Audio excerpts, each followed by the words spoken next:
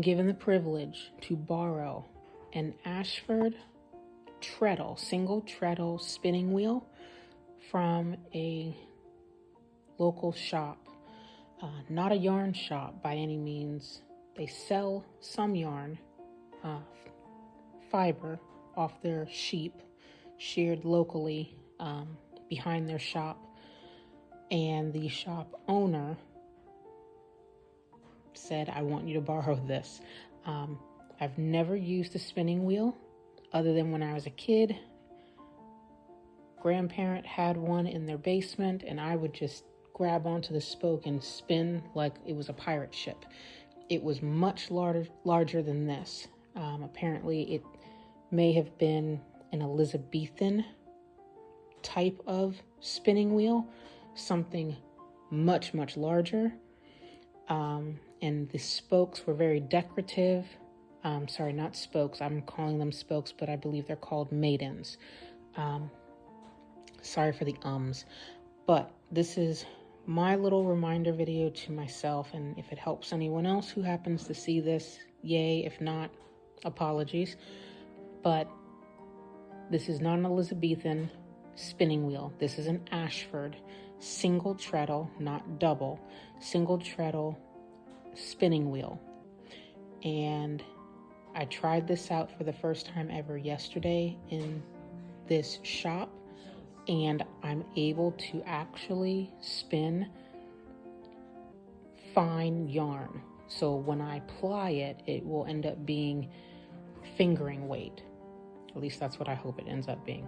I seem to be able to do that on my e-spinner Ashford. So when I ply this up, this should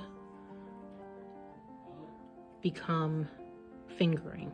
This is pretty thin. I can get it a little bit thinner, but so far this is what I've created since being in the shop and then today.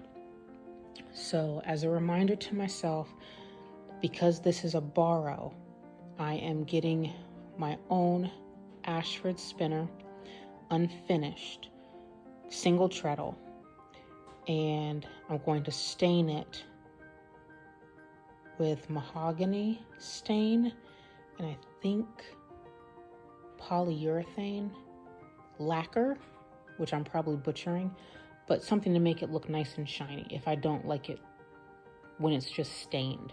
I don't want the light tan, unfinished wood look. And it's a purchase that I'm getting from the Woolery shop online. So I remember this. This is the drive, which I just call the giant pirate wheel. But this is the drive, if I'm not mistaken. I've got the flyer, hooks on one side, and hooks on the opposite side. So if this is somewhat identical to my e-spinner, which is an Ashford also, I'm always spinning yarn off of the right side. And then when I'm plying, I ply off of the left side. So this kind of makes sense, or maybe it actually, you know what, it won't make a difference because once you put it on the other side, all the hooks match up. So I guess if I just ply, I'm going to just spin backwards. I'll get to that point when I get to that point. But this is the flyer right here. Seems to be a single flyer. This whirl, as they call it, back here does not come off. It's attached. So I believe what I purchased, the whirl is attached. It's a single. So I did not get the double treadle, or the, not double treadle, double drive, it might be called, because normally on those I've seen, instead of having the one groove, it actually has two. So you would use, and this seems to be just literally string put together. Yeah. This would be in one groove here and then in another groove here, but crisscrossed at the bottom. So I don't think I need that. So I just got the single like I have right here that I've borrowed. Bobbin, these, what I want to call spokes for some weird reason, are actually called the maidens.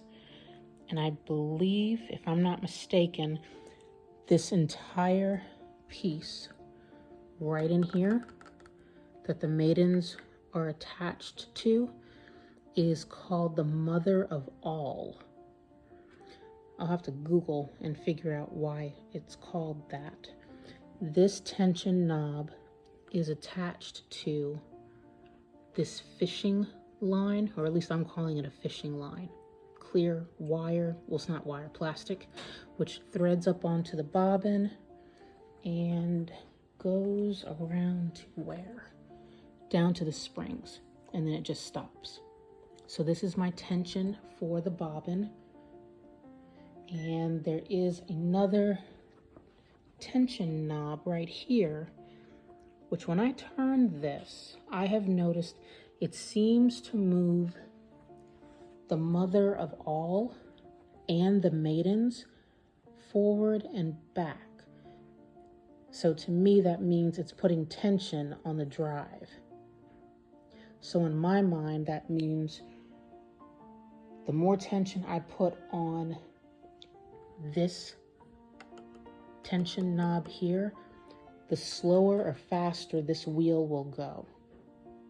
So I still have to play around with things, but so far I'm okay with the tension that I have.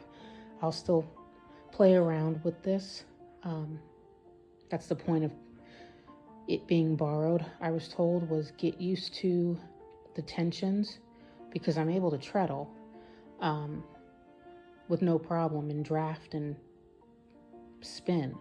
But I just want to, and I need to, it's not a want, I need to play around with the tensions so I can see how the whole machine works.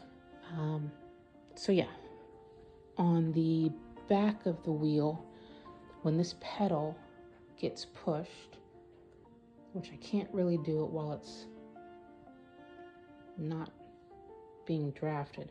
When I push this up and down, this whole arm moves up and down, so it's attached to the foot pedal. And it's really stable. I was told that this is a 1960s, maybe 1970s Ashford wheel.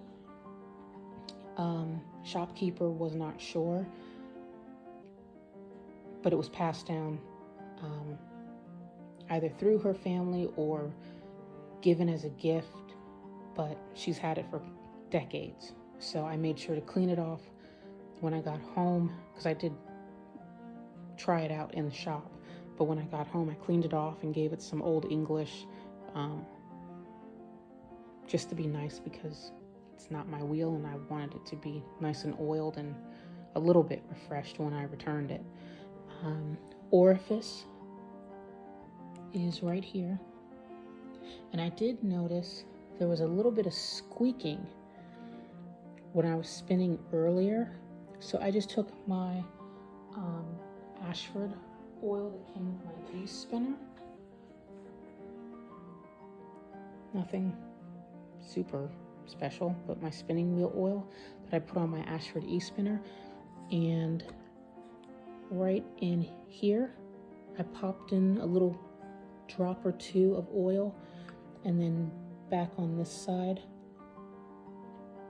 right on that bar right there, I put a few drops and just kind of moved the bobbin back and forth and moved it around, and it quieted.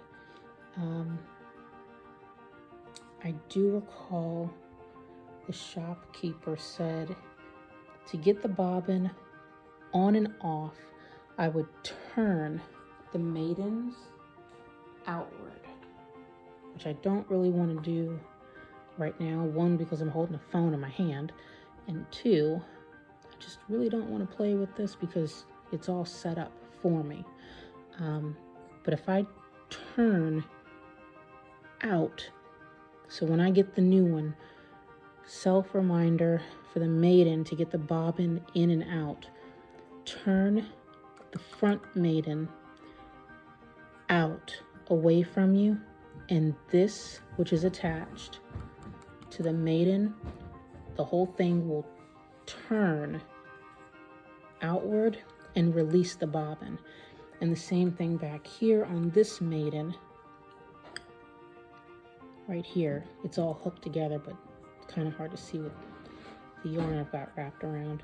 If I turn this maiden back towards me, by turning this, it pulls this, it feels like it's metal, the orifice, it'll pull the whole thing backwards, and the whole flyer